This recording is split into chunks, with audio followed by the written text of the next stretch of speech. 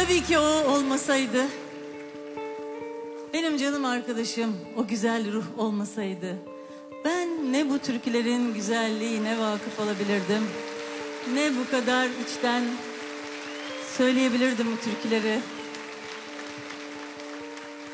Kazım Koyuncu için önce büyük bir alkış istiyorum.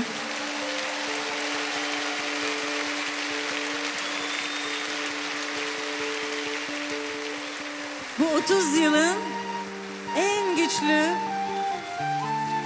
izlerinden biriydi Kazım benim hayatımda. Zamansız, barışçı, halkların kardeşliğine inanan, melek gibi bir kalpti, çok erken. Ne yapalım? Hadi onun dilinde söyleyelim şimdi.